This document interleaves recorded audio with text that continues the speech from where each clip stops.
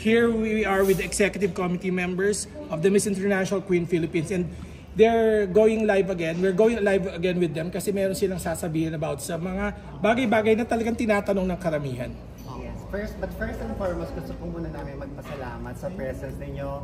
Alam po namin very short notice, but still, alam po namin na galing pa kayo ng Bulacan, pero kayo dito. And Sir Tay, salamat po sa Thank you. Of course, anytime for Miss International Queen Philippines. Thank you so much sa mga kapatid naming vloggers na lagi nakasupport sa MIQ Philippines. Maraming salamat po. Thank you for coming. Yes.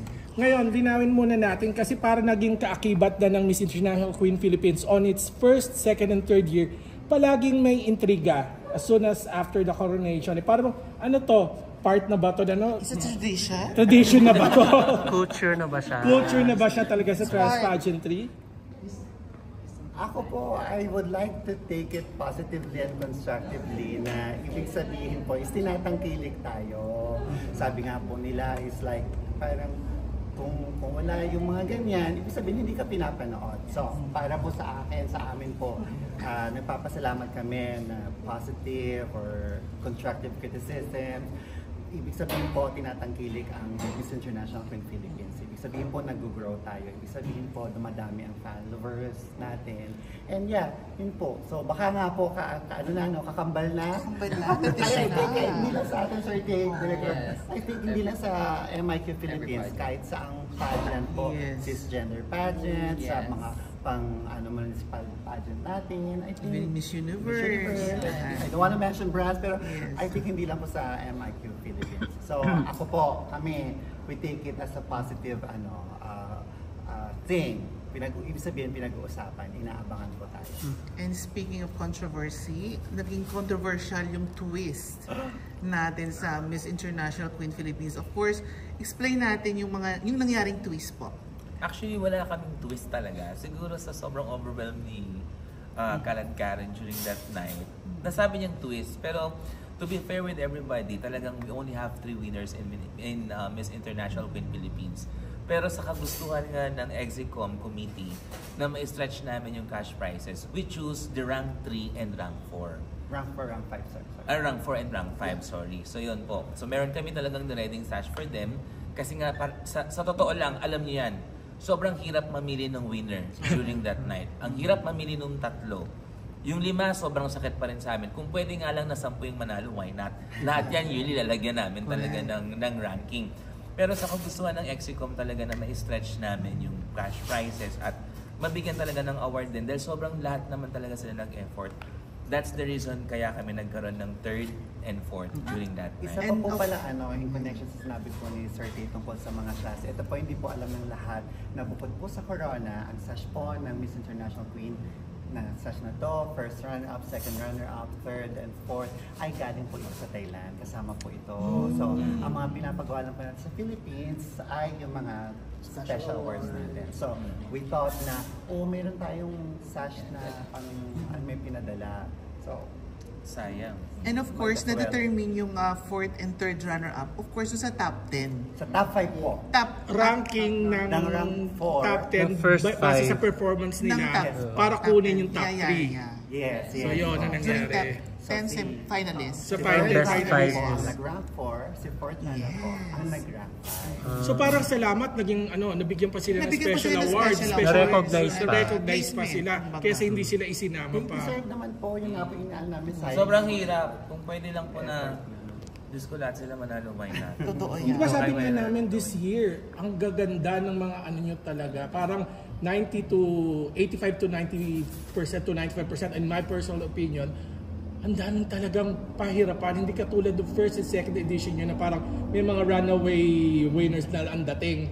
Ito parang salamat po sa regional directors po natin. Wow. Because of the regional directors. Silang lahat ng regional pageants. At first time natin nagkaroon ng regional directors, anong comments, anong messages natin para sa different regions, lalo na sa mga interesado maging regional directors in the future? Siguro messages namin sa kanila talagang again, nasabi ko na yan on stage na talagang huwag kaming iwanan ng mga regional directors namin. And we want them na makasama namin ng mahabang panahon dahil sobrang nakita namin lahat ng effort nila during the event. Yung hirap, pagod, hindi mababayaran yan. At yun yung tumatak dun sa MIQ organization. Kaya talagang yun yung talagang pinagpipray namin everyday na talagang makasama namin sila all throughout of this journey. Another controversy, yung post ni Miss Reyna Turismo Cavite na during that night, hindi daw siya pinaupo as judge. Oh yes, I know. It's a sad story that Miss Reyna ng Turismo had such a very sad experience apparently from MIQ Philippines, but we are in good connection with Mama Cinta Remolia. We had this GC that na sinabi naman doon that we allowed Miss RNT to have a seat on the judging table, and we even of course ang talagang invited po natin doon is si Ma'am Cinta Remolia, but it so happened that they message us na hindi makakapunta dahil sa isang importanteng engagement or emergency, which we understand naman. At nagpapasalamat kami kasi merong hindi mabablanko yung upuan. So, kung makikita po rin natin sa video, nandun po, in-announce po ng ating mga hosts that to represent Ma'am Cinta Remolia is the crowned RNT Queen. And nakita namin, of Yes, course, and dun sa there's a- She was called on stage. She was called on stage. Bakit hindi siya nakaakyat? Ako po talaga, hindi ko alam. Sobrang So hindi po totoo. And nakita namin dun sa conversation yung sa private message or GC na pinaupo mo Yeah, siya. pinaupo talaga namin Na sila. walang, Siguro kung nagkaroon yes. ng miscommunication dun sa area ng mga handlers na ito. Pero I myself, I am the witness na nakita ko dun talaga nung ina-advise nila na Ma'am Jacinta Remulla is not coming. And sinabi nila na kung pwede daw maging representative si Reyna ng Turismo. And then Michelle replied na yes, if nandoon po siya, let her. So simple as that message po. So siguro po it's a miscommunication lang. So sa lahat po ng mga hindi nakaunawa nung post, that's the real story. Sir David, Rod, maybe we can take this opportunity na Yes, to apologize na rin. Yes, Ever opo. so na nagkaroon ng miscommunication. Ako po personally ang lumapit para makasama natin ang si Mama Cinta Remolia, maging supporter po natin sila. We even invited them. We would like to know, all of you to know that MIQ Philippines is supportive of all the pageants. Nakita niyo po yan. We support Win Philippines. Yes. We would like to support RND as well, Reyna ng Turismo. So, kung meron man pong maging misunderstanding, kami na po humihingi ng pasensya, paumanhin po. Pero gusto ko lang pong namin i-clear that we did not, it's not true that we denied a seat sa taong dapat na nasa seat. Yun lang po. Baka Klaro nagkaroon ng tayo communication. doon. Yes po. Oo. We support Reyna ng Turismo. I am excited to be there Correct. as per the invitation of Ma'am Cinta. Kami po lahat, si Sophia, si Lars, ganun. We are excited and we support every pageant. Direct. Yeah, we support the Reyna Turismo.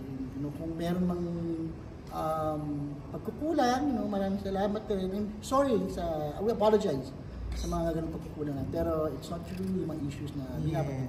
Yes, hindi po siya Embrace them. Correct. Siyempre, bukod yan. Sabi nila pag namumunga daw talagang binabato. Ayun nga.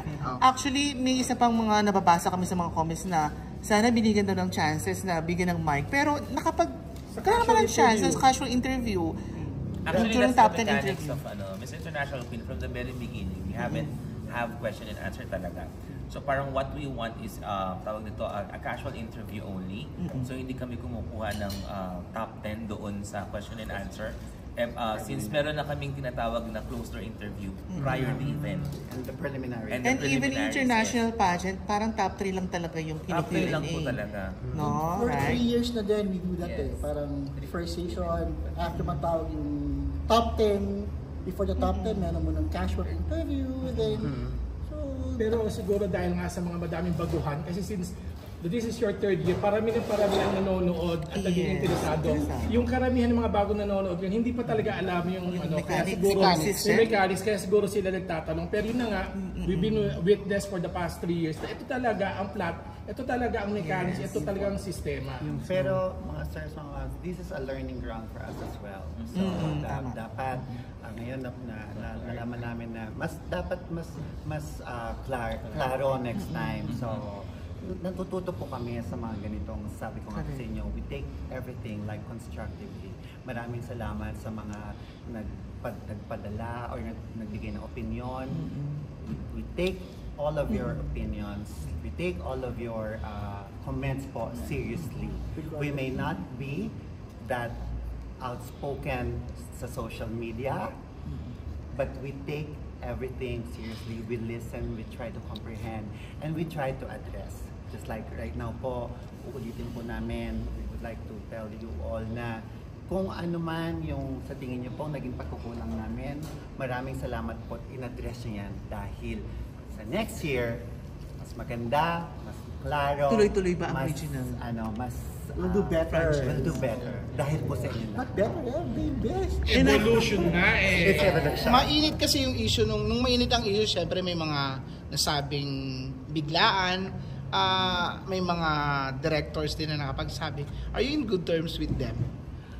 Yes po. Na-address naman na yun. Kaming mga mensahe, may mga hindi mawawala sa pamilya po yung ganyan. Kasi we consider MIQ Philippines as a family more than as a company or business organization. Meron po kami mga mensahe, nagkaka-thumbs upan, nagkaka-ganyan.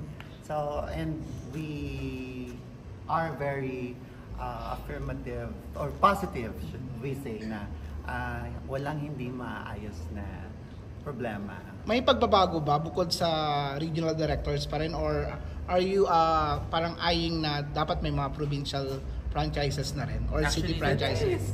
that is the next project na abangan po nila sa mga susunod na kabanata ng Mr. Universe na Na-preempt ko na. NUPH na bigger. It's Dapat going lang. bigger. So, And speaking of bigger, oh my God. Speaking of bigger, ano ang aasahan in the next 3 years? 3 in the next years, term? of course. Congratulations again, 3 years! congratulations sa atin lahat. Kwento ko nga, paano ba nyo nakuha uli ang franchise? Paano ba napanatili sa inyong executive committee ang franchise sa Miss International Queen? Unang-una po talaga, hindi po ibabalik sa atin ang prangkisa kung hindi natuwa sila Ma'am Alisa sa ginawa natin for 3 years. Ito po yung testamento, yung mga pinagagawa po natin for 3 years, testamento na sila ay satisfied.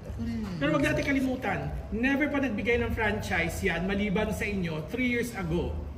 Diba? Yung Yes, first, po. yun yung Yes, unang-una, and then Wala Japan, pa for the talaga record, diba? nagka-franchise. The first ever franchise na binigay ng Miss International Queens as a Philippines dito sa grupong ito, guys. So ngayon, bakit sa kanila binigay uli? Yun, ba't naman iintrigahin yun? Napatunayan na the next 3 years, right? Of course. Yung sistema, paano ba ibinigay sa inyo uli? Kasi during the coronation, during the press con after the coronation, I asked you about that. Yes. Eh sabi mo, actually, parang few weeks ago na mo nang alam yun na ibigay sa inyo. To be Secret honest, alam mo na na, po yes. namin, Alam March na po 15 pa lang. March 15, oh, March diba? 15 pa lang, we already had a correspondence from the headquarters, them giving us, awarding us. Naging emotional ka doon, Ma'am Michelle. Oh, diba? awarding March 15 So sobrang pa lang. emotional mo, yung nasabi mo na Philippines Oh, is the best. ko pala. Naging chika ka to. So nakakatawa yun. Meron po tayong Philippines is the pageant capital of the Philippines. Yes, diba? I-praise I love you, Tito Jojo. Kumusta naman si Sophia? How did she take yung mga issues? Yes. As the new queen? I think everyone have their own bets. Syempre naman po, and I respect that po. So, right now, focus lang po ako dun sa mga naniniwala po sa akin ngayon. Positive and lang. focus po ako sa preparation on Thailand so I could be able to make those criticisms turn into a positive thing po. So, Sophia, Hakot Award that night. Ay, oo nga. That hakot night ka. ba na-feel mo na sa'yo na yung corona? Hindi po. Yung totoo. Yung totoo. Parang chikahan. Best Hindi, promise po. Kasi sa inyo na nga po nang galing talagang lahat Upukan magaganda Oo, talaga. madami, Best of madami. all Pwede ba regions. sinabi? Kaya po, parang sabi ko, baka ano, kasi yung Hakot Award po, parang overwhelmed na po ako noon. Sabi ko, dapat parang mas na-pressure ako. Sabi ko, dapat panalo ako kasi Hakot Award ako. Hindi ba Ako ng sponsors. Tapos biglang hindi Sophia, focus. that night kasi after of course, that coronation, bugbugan yung yung social media, yung mga bashing. Nagbabasa ka ba? Or paano yung reaction mo nung that time na saktan ka ba siya? Of course, tao ka lang. Actually, sila Sir Dave po, tsaka sila Ma'am Michelle, sila Direk, parang just take it Kalmado na. Edition na yan. Start of Ito talaga si Direk mo, tsaka si Sir. lahat po sila, kalmado inaano na. rin po talaga nila ako na, huwag mo silang papansinin. Kasi, Yeah. kasi actually naman po, yearly talaga nangyayari. Sarili naman po. So talaga hindi ka na, di ba, ang galing no? Kalmado lang no? Hindi yun ba ang turo sa'yo? Unbothered. Dahil kinabukasan nakita namin yung photo mo, nasa kama ka parang di ba? Woke up Yun ba like yun? this.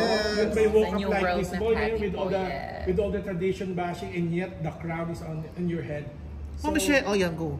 Paano mo ngayon siya ipapakita na it's not just on your head but it's also you're bringing it for the rest of the Philippines to the world?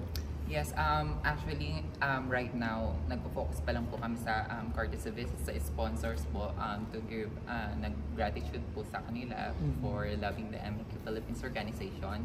And meron po Tomorrow. Love Yourself PH. We can work with them, and this crown is not just a crown on my head. I can be an art of kindness to everybody through Love Yourself PH. Tomorrow na yung motorcade parade mo sa Kalayaan, Laguna. Ano bang aabangan namin tomorrow? Of course, yung mga kababayan mo sa Kalayaan, Laguna. Ibigay mo sila. Ano bang... Kalayan Laguna. Kalayaan? Kalayaan. Ano bang mga ganap tomorrow?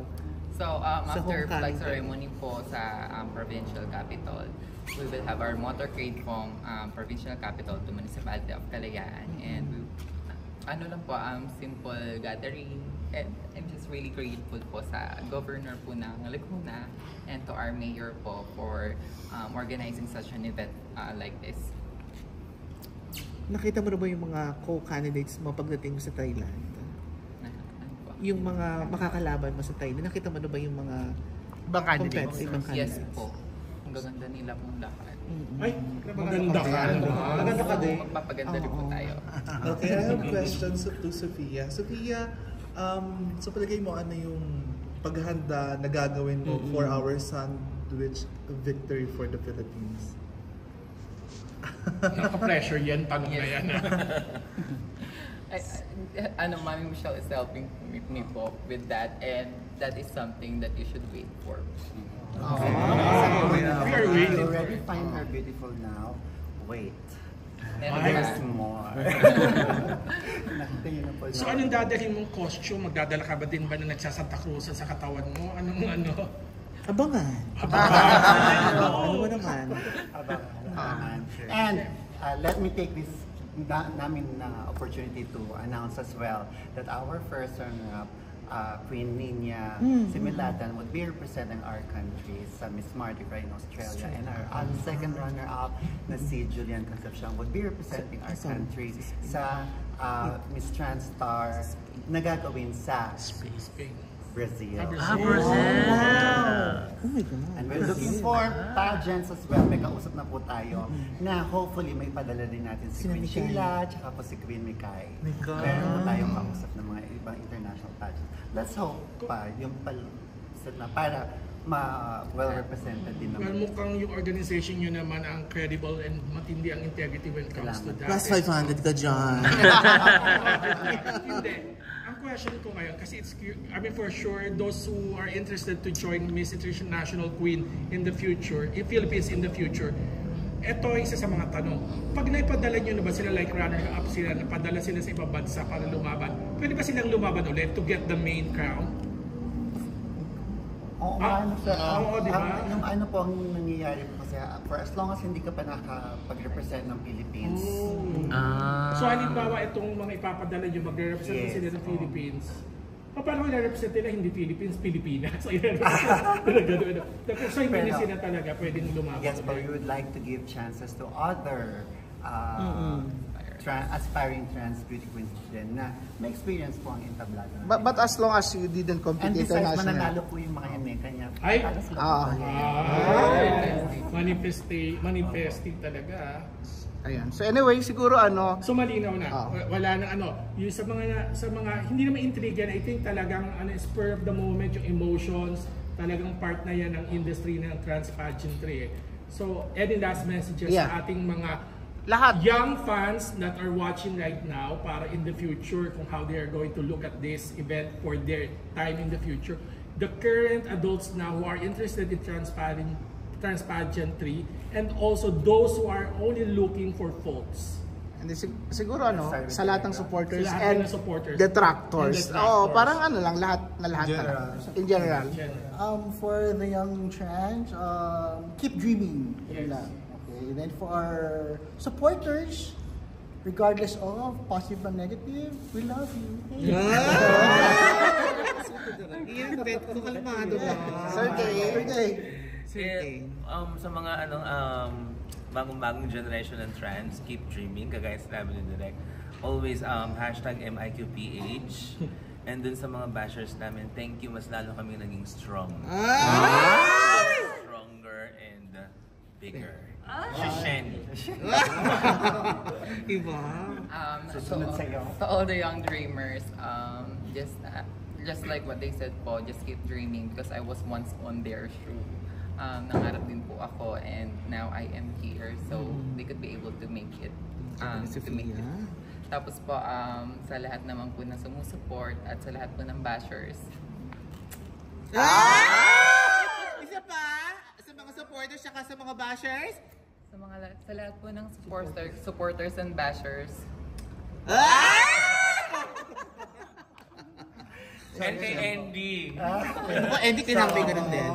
Muli, maraming salamat po sa suporta niyo po sa amin, kay Sofia, sa buong organisasyon po.